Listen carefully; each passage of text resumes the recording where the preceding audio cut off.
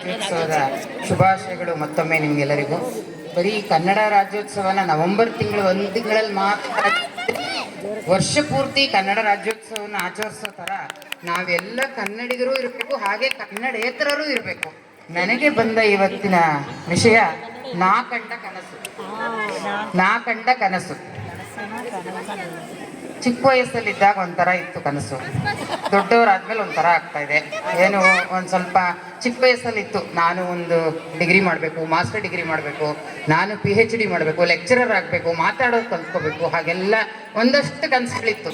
ಆಮೇಲೆ ಒಂದಷ್ಟು ನೋಡ್ತಾ ಇದ್ವಿ TV ಮಾಧ್ಯಮಗಳನ್ನು ನೋಡಿದಾಗ ಅಲ್ಲಿ ಅನ್ಸೋದು, ಅಯ್ಯೋ ನಾನು ಆ್ಯಂಕರಿಂಗ್ ಆಗಬೇಕು, ಅಥವಾ ನಾನು TV ನ್ಯೂಸ್ ಓದೋಳಾಗಬೇಕು, ಈ ಥರ ಒಂದು ಏನೋ ಒಂದು ಕನಸು ಇರೋದು ಚಿಕ್ಕ ವಯಸ್ಸಿನಲ್ಲಿ.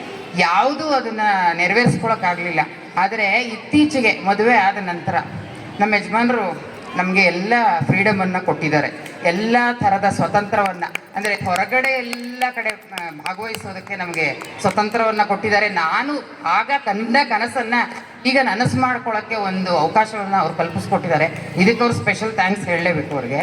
ಅವರು ಯಾವುದೇ ಅಬ್ಜೆಕ್ಷನ್ನ ನಂಗೆ ಹಾಕಿಲ್ಲ, ಇದು ಯಾವುದ್ರಲ್ಲಿ ಮುಂದುವರಿಯಮ್ಮ ಅಂತ ಬಿಟ್ಬಿಟ್ಟಿದ್ದಾರೆ ನನ್ನ. ಹಂಗಂಥೇಳಿ ನಾನು ಅದನ್ನು ಸ್ವತಂತ್ರನ ದುರುಪಯೋಗ ಮಾಡ್ಕೊಳ್ಳಲ್ಲ, ದಯವಿಟ್ಟು ಇದನ್ನು ತಪ್ಪಾಗಿ ತಿಳ್ಕೊಬೇಡಿ ಯಾರು. ಏನಂದರೆ ನನಗೆ ಆ್ಯಂಕರಿಂಗ್ ತುಂಬ ಇಷ್ಟ ಇತ್ತು, ಕನ್ನಡನ ಮಾತಾಡಬೇಕು ತುಂಬ, ನನ್ನ ಕನ್ನಡ ಭಾಷೆ ತುಂಬ ಇಷ್ಟ, ಕನ್ನಡದಲ್ಲಿ ಮಾತಾಡಬೇಕು, ಕನ್ನಡದಲ್ಲಿ ಏನೇ ಆಗಲಿ ಒಂದು ಮೈಕ್ ಕೊಟ್ಟರೆ ನಾವು ಕನ್ನಡದ ಬಗ್ಗೆ ಸ್ಪಷ್ಟವಾಗಿ ಮಾತಾಡಬೇಕು. ನನಗೆ ತಪ್ಪಾಗಿ ಮಾತಾಡಿದ್ರೆ ಬೇಜಾರಾಗುತ್ತೆ, ಆದರೆ ಬರದೇ ಇರೋರು ಮಾತಾಡಿದ್ರೆ ಬೇಜಾರಾಗಲ್ಲ. ಬರೋರು ತಪ್ಪು ಮಾತಾಡ್ತಾರೆ ಕೆಲವೊಮ್ಮೆ, ನನಗೆ ಏನೋ ಕನ್ನಡನೇ ಗೊತ್ತಿಲ್ಲ ಅನ್ನೋ ಥರ, ಅದು ಬೇಜಾರಾಗೋದು ನನಗೆ ಕನಸು ಆ್ಯಂಕರಿಂಗ್ ಆಗಬೇಕಂತಿತ್ತು. ಈಗ ನಾನು BJP ಪಕ್ಷಕ್ಕೆ ಸೇರ್ಕೊಂಡಲ್ವಾ, ಸೇರ್ಕೊಂಡಾಗಿಂದ ನನಗೆ ಅಲ್ಲಿ ಒಂದಲ್ಲ ಒಂದು ಈ ರೀತಿ ಅವಕಾಶಗಳು ಸಿಗುತ್ತೆ, ಮಾತಾಡೋಕ್ಕೆ ಮೈಕ್ ಸಿಗುತ್ತೆ. ಸೊ ಮಾತಾಡುವಾಗ ನನಗೊಂದು ಸಂತೋಷ, ತುಂಬ ಸಂತೋಷ ಆಗುತ್ತೆ. ಅಯ್ಯೋ ನನಗೂ ಒಂದು ಈ ಥರದೊಂದು ಅವಕಾಶ ತುಂಬ ವಯಸ್ಸಿನಿಂದ ಕಾಯ್ತಿದ್ನಲ್ಲ, ಇವಾಗ ಸಿಕ್ತಲ್ಲ ಅಂತ. ಆ ಮಾತಾಡುವಾಗ ಅದರ ಖುಷಿನೇ ಬೇರೆ. ನಮಗೆ ಏನು ಅನಿಸುತ್ತೋ ಅದನ್ನು ನಾವು ಅನಿಸ್ಕೊಂಡಾಗ, ಅಥವಾ ನಮಗೆ ಅದು ಸಾಕಾರಗೊಂಡಾಗ ಅದರ ಆನಂದವೇ ಬೇರೆ. ನನಗೆ ಈ ಅವಕಾಶನ ನಿಜವಾಗ್ಲೂ ಅವಾಗ ಕೊಡ್ತಾ ಇರ್ತಾರೆ, ಆ ಅವಕಾಶನ ನಾನು ನಿಜವಾಗ್ಲೂ ಸದುಪಯೋಗ ಪಡಿಸ್ಕೊಂಡಿದ್ದೀನಿ. ಹಾಗೆ ನನಗೆ ಮಾಧ್ಯಮಗಳಲ್ಲಿ ಬರಬೇಕು ಅನ್ನೋದು ಒಂದು ಆಸೆ. ಅಂದರೆ ನನಗೆ ಅಡುಗೆ ಶೋಗಳಲ್ಲಿ ಭಾಗವಹಿಸಬೇಕು ಅನ್ನೋದು ಒಂದು ದೊಡ್ಡ ಹಂಬಲ. ನನಗೆ ಹೆಚ್ಚು ಅಡುಗೆನಲ್ಲಿ ಪ್ರೀತಿ ಜಾಸ್ತಿ, ಅಡುಗೆ ಮಾಡೋದ್ರಲ್ಲಿ. ಅದು ಕೂಡ ನನ್ನ ಒಂದು ಕನಸು, ಚೆನ್ನಾಗಿ ಮಾಡಬೇಕು. ಯಾರು ಮನೆಗೆ ಬಂದರೂ ಅವರಿಗೆ ಹೊಟ್ಟೆ ತುಂಬ ಬಡಿಸ್ಬೇಕು ಅಂತ ನಮ್ಮ ದೊಡ್ಡಮ್ಮ ಒಬ್ಬರಿದ್ರು, ಅವ್ರು ಹೇಳೋರು. ಆ ಥರ ನಮಗೆ ಒಂದು ಆಸೆ ಇತ್ತು ಅವಾಗಲೂ ಅಷ್ಟೇ ಅಂದ್ಕೊಳ್ತಿದ್ದೆ. ಅಂದರೆ ಈಗಂತೂ ಮನೆಗಳಿಗೆ ಜನಗಳೇ ಬರೋದೇ ಕಮ್ಮಿ ಬಿಡಿ, ನಾವು ನಮ್ಮ ಮನೆಯವರು 3 ಮತ್ತೊಂದು ಜನ ಇರ್ತೀವಿ, ಯಾರೂ ಅಷ್ಟು ಇದು ಮಾಡಲ್ಲ. ಆದರೆ ಅವ್ರಿಗೆ ಮಾಡೋ ಅಡುಗೆನಲ್ಲೇ ನನಗೆ ಖುಷಿ ಇದೆ. ಅದು ಮಾಧ್ಯಮಗಳಲ್ಲಿ ಕೂಡ ಮಾಡೋದು ನನಗೊಂದು ಕನಸಿತ್ತು, ಅದು ಕೂಡ ನನಗೆ ನನಸಾಯಿತು. ಅದಕ್ಕೂ ಕೂಡ ನಮ್ಮ ಯಜಮಾನರು ನನಗೆ ಸಹಕಾರ ಕೊಟ್ಟರು. ನಾನು ಹಲವಾರು ಮಾಧ್ಯಮಗಳಲ್ಲಿ ಅಡುಗೆ ಶೋಗಳಲ್ಲಿ ಭಾಗವಹಿಸಿದ್ದೀನಿ, ಇನ್ನೂ ಭಾಗವಹಿಸ್ತಿರ್ತೀನಿ ಹಲವಾರು.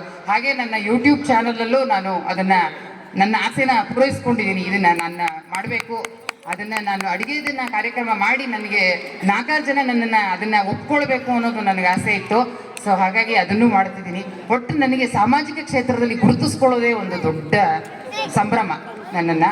ಹಾಗೆ ಎಲ್ಲ ಥರದ್ದು ಕನಸಿರುತ್ತೆ. ನಮಗೆ ಮದುವೆ ಆದಮೇಲೆ ಹೇಳಿದ ಮಕ್ಕಳು, ನಮ್ಮ ಮಕ್ಕಳನ್ನು ಒಂದು ಹಂತಕ್ಕೆ ತರಬೇಕು, ಅವರನ್ನು ವಿದ್ಯಾವಂತರನ್ನಾಗಿ ಮಾಡಬೇಕು, ಸಮಾಜದ ಸತ್ಪ್ರಜೆಗಳನ್ನು ಮಾಡಬೇಕು ಅಂತ.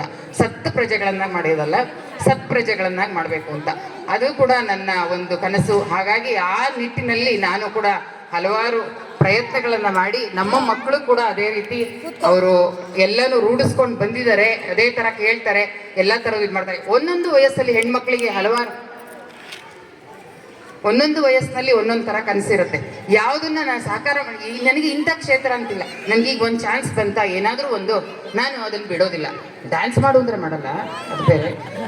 ಈ ಬೇರೆ ಏನಾದರೂ ನನಗೆ ಈ ಓದೋದ್ರಲ್ಲಿ ಅಥವಾ ಮಾತಾಡೋ ಅನ್ನೋದ್ರಲ್ಲಿ, ಬರೀ ಅನ್ನೋದ್ರಲ್ಲಿ ಆ ಥರದ್ದು ಏನಾದ್ರು ಒಂದು ಅವಕಾಶ ಸಿಕ್ಕಿದಾಗ ಖಂಡಿತ ನಾನು ಅದನ್ನು ಬಿಡೋಕ್ಕೆ ಹೋಗಲ್ಲ. ಅದನ್ನು ಆದಷ್ಟು ಸದ್ವಿನಿಯೋಗ ಮಾಡ್ಕೋತೀನಿ ನಾನು. ಸೊ ಎಲ್ಲರೂ ಅಷ್ಟೇ ತಮ್ಮ ಕನಸನ್ನು ಮನಸ್ಸಲ್ಲೇ ಇಟ್ಕೊಂಡಿರ್ತಾರೆ. ಅಯ್ಯೋ ಹೊರಗೆ ಬಂದರೆ ಹೇಗೋ, ಅಯ್ಯೋ ಅದನ್ನು ಆಗತ್ತೋ ಇಲ್ವೋ, ನನ್ನ ಕೈಲಿ ಆಗತ್ತೋ ಇಲ್ವೋ ಅನ್ನೋ ಭಾವನೆಯಲ್ಲಿ ಇರ್ತಾರೆ. ಹಾಗಾಗಿ ಎಲ್ಲರೂ ಅದನ್ನು ಸಾಕಾರ ಮಾಡ್ಕೋಬೇಕು. ನಾನು ಕಂಡ ಕನಸು ನಿಜವಾಗಲೂ ಆದಷ್ಟು ಸಾಕಾರಗೊಂಡಿದೆ ಈ ನಡುವೆ. ನಾನು ಮದುವೆ ಆಗೋಕ್ಕೆ ಮುಂಚೆ ಅಷ್ಟೊಂದು ಇದರಲ್ಲಿ ಇರಲಿಲ್ಲ, ಅಂದರೆ ಓದು ಬರೀ ಮನೆ ಕೆಲಸ ಇಷ್ಟರಲ್ಲೇ ನನ್ನ ಜೀವನ ಮುಗಿದೋಗಿತ್ತು. ಮದುವೆ ಆದ ನಂತರ ನನಗೆ ಸ್ವಾತಂತ್ರ್ಯ ಸಿಕ್ಕ ಮೇಲೆ ಎಲ್ಲ ಥರದ್ರಲ್ಲೂ ನನಗೇನು ಅನಿಸಿತ್ತು ಅದನ್ನೆಲ್ಲ ನಾನು ಬದುಕಿದ್ದೀನಿ, ಅದೆಲ್ಲ ನಾನು ಸಾಕಾರಗೊಳಿಸ್ಕೊಂಡಿದ್ದೀನಿ, ನಾನು ಅವಕಾಶ ಮಾಡ್ಕೊಂಡಿದ್ದೀನಿ ಅದಕ್ಕೆ ಅಂತ ನಾನು ಅಂದ್ಕೊಳ್ತೀನಿ. ಇಷ್ಟು ಮಾತನ್ನು ನಾನು ಹೇಳಿ ನಿಮ್ಗೆಲ್ಲರಿಗೂ ಧನ್ಯವಾದಗಳನ್ನ ಹೇಳ್ತೀನಿ. ದಯವಿಟ್ಟು ಕನ್ನಡೇತರರು ದಯವಿಟ್ಟು ಕನ್ನಡವನ್ನು ಕಲೀರಿ.